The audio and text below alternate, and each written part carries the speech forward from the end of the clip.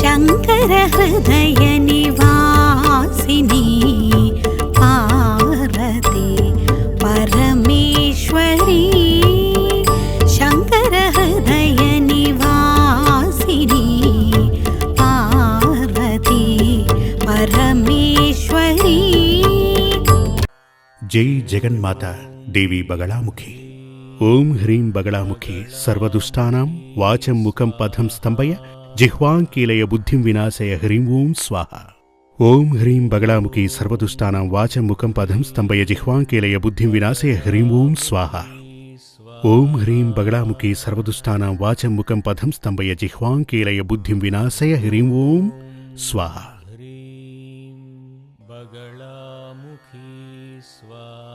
టీవీల్లో ఈ కార్యక్రమాన్ని చూస్తున్నటువంటి వీక్షకులందరికీ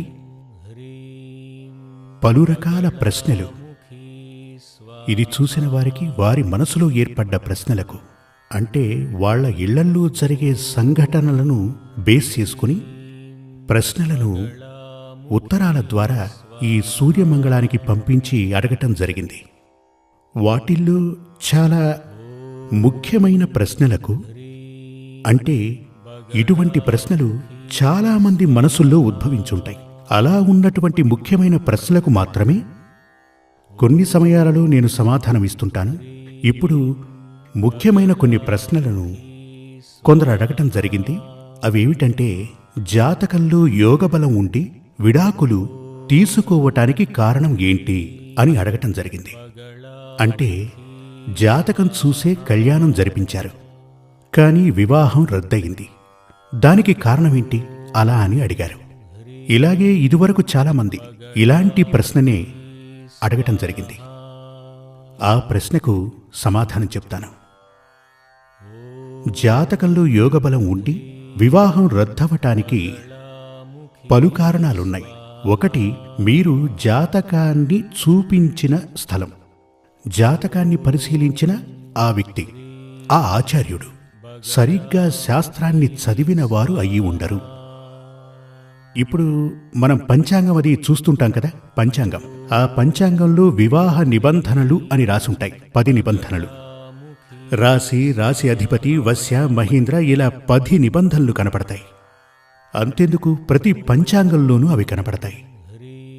మీరు జాతకాన్ని తీసుకెళ్లి ఒక ఆచార్యునికి అప్పగించే ముందు శాస్త్రీయ విధానంలో జాతకాన్ని చూసే, అంటే జాతకాన్ని చూసి ఫలాన్ని మనకు చెప్పే విధానం గనక అతనికి తెలియకపోతే అతను ఏం చేస్తాడు అంటే, వెంటనే పంచాంగాన్ని చేతికి తీసుకుని రేవతి నక్షత్రానికి అశ్విని నక్షత్రం ఎంతగా సరిపోతుందేంటో అందులో రాసుంటారు. దానిని చూసి ఆయన చెప్తారు, ఈ నక్షత్రానికి ఆ నక్షత్రం 8 విధాలా సరిపోతుంది, 10 విధాలా సరిపోతుంది అని చెప్పి మనకిచ్చేస్తారు. కొందరైతే మరి పర్సంటేజ్లు ఇస్తుంటారు. 75% సరిపోతుంది, 85% సరిపోతుంది అని చెప్పి రాసిస్తూ ఉంటారు. వీటిని నమ్మి వివాహం చేసుకుంటే చివరికి పెను ప్రమాదాలు కొని తెచ్చుకున్నట్టే. దానికో చిన్న ఉదాహరణ చెప్తాను. ఒక వివిఐపి నా దగ్గరికి ఆయన వచ్చి కళ్యాణానికి నన్ను ఆహ్వానించడానికి వచ్చారు, కళ్యాణ పత్రిక ఇవ్వడానికి వచ్చాడు. అప్పుడు నేను ఊరికే ఉంటే సరిపోయేది. ఉన్నా కూడా నేనడిగాను, ఎప్పుడు పెళ్లి పెట్టుకున్నారు, ఎక్కడ పెళ్లి పెట్టుకున్నారు, ఇలాంటివన్నీ అడిగాను. ఎందుకంటే వారి జాతకం నా దగ్గర ఉంది. కానీ వివాహాన్ని ఫిక్స్ చేసిన కాలం, సమయం, ఆ వరుడి యొక్క జాతకాన్ని నేనెప్పుడూ చూడలేదు. అమ్మాయి జాతకం ఎలాగూ నా దగ్గరే ఉంది. మీ అమ్మాయికి పెళ్లి ఘడియలు రాలేదు, మరెందుకు వివాహం చేస్తున్నారు అని అడిగాను. ఎందుకంటే చాలా కాలం తర్వాత నేను ఆయన్ని కలిశాను. లేదండి, అనుకోకుండా అలా ఫిక్స్ అయ్యింది. వాళ్ళ ఫ్యామిలీ జ్యోతిష్కుడు ఉన్నాడు, ఆయన దగ్గర చూపించి జాతకం సరిపోతుంది, 8 విధాలా బాగుంది, జాతకం చాలా బాగుంది అనగానే వివాహాన్ని ఫిక్స్ చేశాం అలా అని అన్నారు. అప్పుడు సరే ఓసారి ఆ జాతకం ఇవ్వండి చూస్తాను అనగానే ఆయన జాతకం ఇచ్చారు.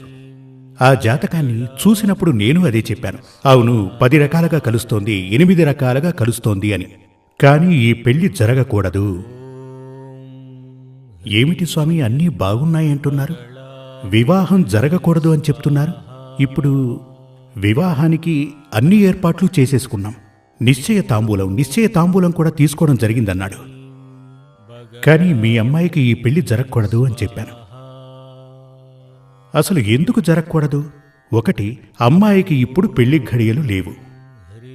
ఇప్పుడు తన జాతకం ప్రకారం తాత్కాలికమైన సంబంధమే ఏర్పడుతుంది. కళ్యాణ ఘడియ లేదు. కాబట్టి ఇప్పుడు కళ్యాణం జరపకండి.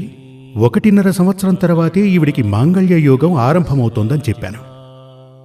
అప్పుడు వారు, లేదు స్వామి, అందరికీ చెప్పేయటం జరిగింది, పత్రికలు కూడా పనిచేశాం, మండపం బుక్ చేశాం, అందరికీ చెప్పేశాం, ఇప్పుడవి ఆపటం కుదరదు అని అన్నాడు. సరే, విధిరాతను ఎవరు మార్చగలరు అన్నాను.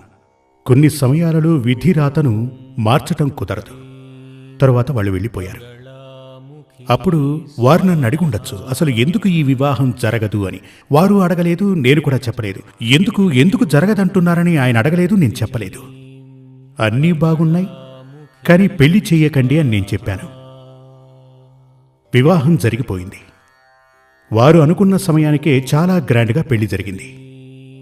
నేను అప్పుడే ఆయనకు చెప్పటం జరిగింది, ఈ వివాహం జరిగితే మహా అయితే 6 మాసాలు, ఆ తర్వాత వారు విడిపోతారు అలా అని చెప్పాను.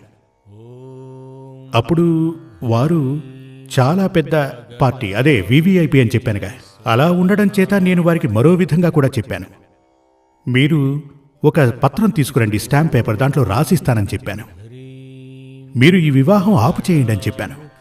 అప్పటికింకా వివాహం జరగలేదు కదా, కేవలం నిశ్చయ తాంబూలం మాత్రమే తీసుకున్నారు.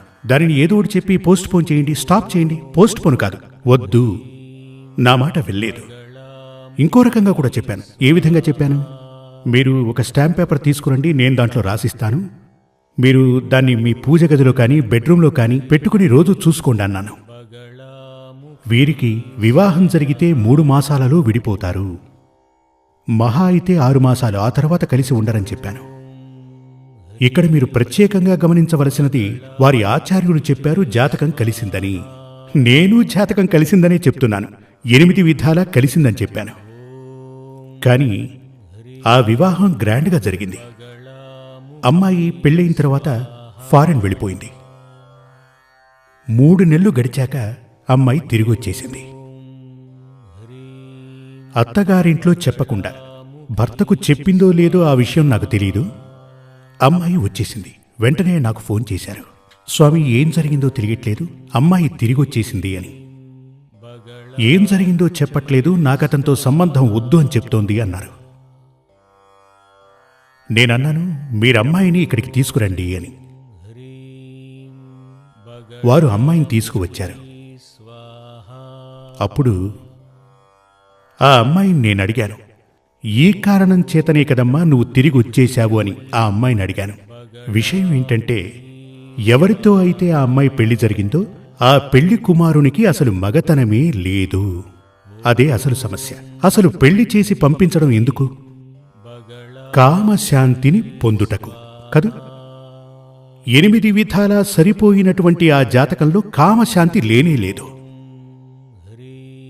ధన భాగ్యం గురించి అసలు చెప్పనేలేదు.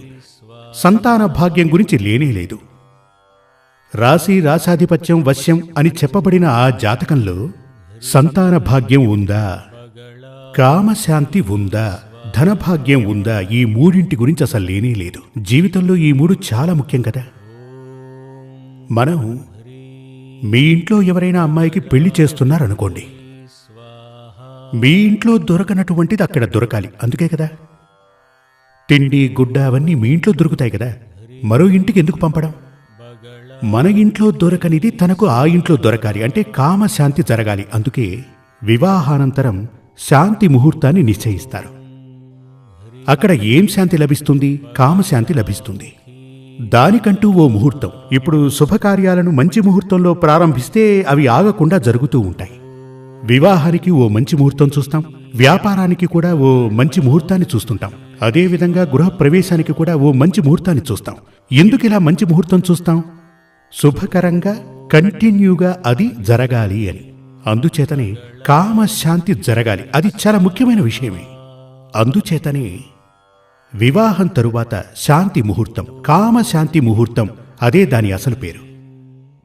ఇప్పుడు పెళ్లి జరిగిన తరువాత, అంటే జాతకాలు చూసి మరీ పెళ్లి చేసిన తరువాత విడాకులు తీసుకోవటానికి ముఖ్యమైన కారణం ఏంటంటే, ఒకటి, అక్కడ తనకు కామశాంతి దొరకటం లేదు. ఈ మధ్య ఈ విడాకుల కేసులు ఈ మధ్య చాలా ఎక్కువగా వస్తున్నాయి. మీరు కావాలంటే కోర్టుకు వెళ్ళి చూడండి. ఫ్యామిలీ కోర్టుకు వెళితే చాలా ఎక్కువగా, ఈ మధ్య మరీ ఎక్కువగా, పోయిన సంవత్సరం కంటే ఈ సంవత్సరం ఎక్కువని చెప్తున్నారు. దానికి కారణం ఏమిటంటే, ముఖ్యమైనది ఈ పురుషులలో ఉన్నటువంటి మగతన లోపం. దానికి ముఖ్య కారణం మనం భోంచేస్తున్నటువంటి ఆహారం, తీసుకునే భక్షణ. కామానికి దానికి ఓ రిలేషన్షిప్ ఉంది. ఇప్పుడు చూడండి, పెళ్ళైన పెళ్లి కొడుకులందరికీ, కొత్త పెళ్లి కొడుకులకి ఈ కామోద్రేకం కలగటానికి కావలసిన పదార్థాలు తినమని చెప్తారు. అందుకే కొత్త పెళ్లి కొడుకుల్ని పిండి పదార్థాలతో పాటు ఆహార పదార్థాలను కూడా బాగా తినమని చెప్తారు. వాటిని భుజిస్తే కోరికలు ఉధృతమవుతాయి. కనుక అదేవిధంగా ఏమనొచ్చు, కొన్ని రకాల పిండి వంటలు భుజించినట్లయితే కామానికి సంబంధించిన ఆలోచనలు ఎక్కువ అవుతాయి. కొందరికైతే సాధారణమైన ఆలోచనలు ఉంటాయి, కానీ ఆ ఎనర్జీని బూస్ట్ చేయడం కోసం ఇలాంటి పిండి వంటలవి పెడుతుంటారు. కానీ ఇప్పుడు మనం భుజిస్తున్నటువంటి ఆహార పదార్థాలు, నిత్య జీవితంలో మనం భుజిస్తున్నటువంటి ఆహార పదార్థాలలో విషం కలిసి ఉంది కదూ. మన ఆహార పదార్థాలలో, దుకాణం నుంచి కొనే వస్తువుల్లో చాలా విషం ఉంది. ఆహార రూపేణా మనం డైలీ విషాన్ని తింటూ ఉంటాం. వాయువు, మనం శ్వాసించే వాయువు ద్వారా చాలా ఎక్కువ పొల్యూషన్, అది కూడా విషమే కదా. తాగే నీరు, ఇటువంటి విషాలన్నీ శరీరంలోనికి వెళ్లటం చేత మనిషిలో ఆ పవర్, సెక్సువల్ పవర్ నెమ్మదిగా అలా తగ్గిపోతూ ఉంటుంది. అందుచేతనే రకరకాల చికిత్సలు, మీరు పేపర్లో చూస్తే రకరకాల యాడ్స్ అవి వస్తుంటాయి. అప్పుడు మగతనం తక్కువగా ఉండటం మొదటిది అయితే, ఇక రెండవది, ఈ మెటీరియల్ లైఫ్లో చాలా ఫాస్ట్గా పరిగెడుతున్నాడు మనిషి. ఇతను బయటకు వెళ్ళి ఓవర్ టెన్షన్ అతనికి ఉంటుంది, ఉద్యోగపరమైనది. సంపాదించాలి అనే ఆ ఆవేశం మనిషిలో ఎక్కువగా ఉంటుంది. తను టెన్షన్తోనే ఇంటికొస్తాడు. ఆ టెన్షన్ కారణం చేత ఈ ఫిజికల్ రిలేషన్ మెయింటైన్ చేయాలన్న ఒక ఆలోచన తనలో ఉండదు. మనిషి మనసులో ఆఫీసు వర్క్, కంప్యూటర్ ఇలాంటివి ఎప్పుడూ తిరుగుతుంటాయి. ఇవన్నీ కూడా అతనిలో ఉన్నటువంటి ఏమంటారు, ఆ కామపరమైనటువంటి ఆలోచనలు రాకుండా చేస్తాయి. అలా ఉన్నప్పుడు ఆ కామ సంతృప్తి అతనికి దొరకకుండా ఉంటుంది. ఇది మగాళ్లకు ఉంటుంది, ఆడవాళ్లకు ఉంటుంది. కనుక వివాహ రద్దుకు ప్రధానమైన కారణం కామపూరితమైన సెక్సువల్ పవర్ తగ్గిపోవటం. ఇది జాతకపరంగానూ మనకు తెలుస్తుంది. జాతకం చూస్తున్నప్పుడు ముఖ్యంగా తెలుసుకోవలసిన విషయం, కళ్యాణం చేస్తున్నది కామశాంతి కోసం. అప్పుడు జాతకంలో లగ్నాధిపతి శుక్రుడు, ఈ 2 గ్రహాల ద్వారా కామపూరిత ఆలోచనలు పెంచవచ్చు. ఒకరిలో ఉన్నటువంటి కామపూరితమైనటువంటి ఆలోచనల్ని కొలిచే సాధనాన్ని ఏమంటారు, స్పీడామీటరా? దానిని కొలిచే గ్రహమే శుక్రుడు, జాతకంలో ఉన్నటువంటి శుక్రుడు. ఎవరికి జాతకంలో శుక్రుడు నీచ దశలో ఉంటాడో, 8వ స్థానం, జాతకరీత్యా లగ్నం నుంచి 8వ స్థానంలోనే సెక్సువల్ ప్లేస్ ఉంటుంది. ఆ 8వ స్థానంలో గనక పాపగ్రహాలు ఉండి ఉంటే, అక్కడున్న 8వ భావాధిపతి నీచ స్థానంలో ఉండి పవర్ లేకుండా ఉండి ఉంటే, ప్లస్ శుక్రుడు కూడా నీచ దశలో ఉంటే అతనికి కామపూరిత ఆలోచనలు అస్సలు ఉండవు. ఇప్పుడు మీరు నన్ను ప్రశ్న అడగచ్చు, అటువంటి వ్యక్తికి పెళ్లి చేయకూడదా అని. చేయొచ్చా లేదా అని కూడా అడగచ్చు. ఖచ్చితంగా అతనికి కూడా పెళ్లి జరిపించి తీరాలి.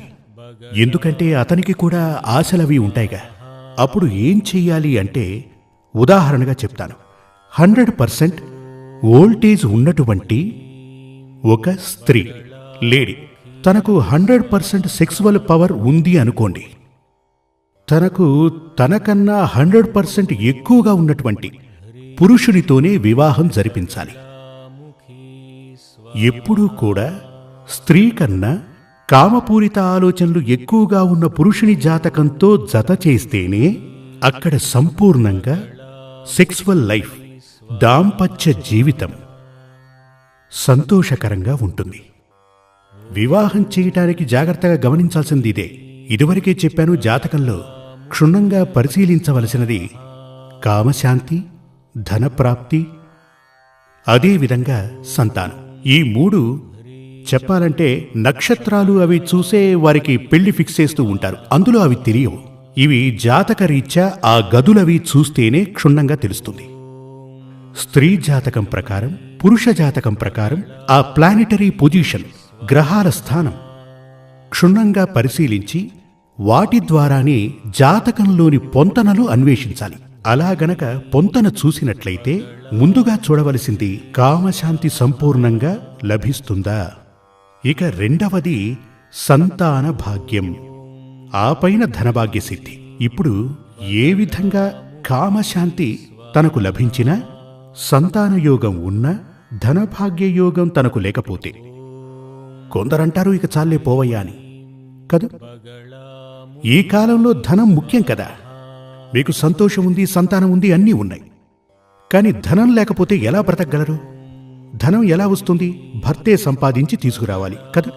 కొందరైతే చాలా సంతోషంగా ఉంటారు వివాహానికి ముందు, వ్యాపారం చేసుకుంటూ ఉంటారు, చాలా గొప్పగా బ్రతుకుతుంటారు, సకల సౌభాగ్యాలు కలిగి ఉంటారు. కానీ వారికి వివాహం జరిగాక బెలూన్ని, గాలి ఊదిన బెలూన్ని సూదితో గుచ్చితే తుస్సన్నట్టు అతని ధనభాగ్య యోగం మాయమవుతుంది. దీనికి కారణం ఏంటంటే దరిద్రయోగం ఉన్నటువంటి అమ్మాయి జాతకం కలవటమే.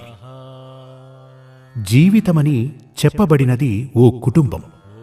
భార్య, భర్త వీళ్ళు కలిశాక వారికి సంతాన ప్రాప్తి కలగటం, వీరందరూ ఉండటమే కుటుంబమని చెప్తుంటారు. ఈ కుటుంబం అని చెప్పే దాంట్లో ఉండవలసిన భాగ్యాలు, దౌర్భాగ్యాలు, ఇప్పుడు భార్యాభర్తలు వారిద్దరి జాతకం ప్రకారమే ఆ కుటుంబం అనే బండి నడుస్తూ ఉంటుంది. ఇక వివాహం జరిపించేది సంతోషంగా బ్రతకడానికి. అక్కడ సంతాన భాగ్యం ఉండాలి, ధనభాగ్యం ఉండాలి, ముఖ్యంగా కామశాంతి ఉండాలి. కామపు ఆలోచన ఇచ్చింది ఈశ్వరుడే. కామం మనుషులకే కాదు జంతువుల్లోనూ ఉంటుంది, అది లేకపోతే సృష్టే లేదు. లోపం కామశాంతి లేకపోవడం.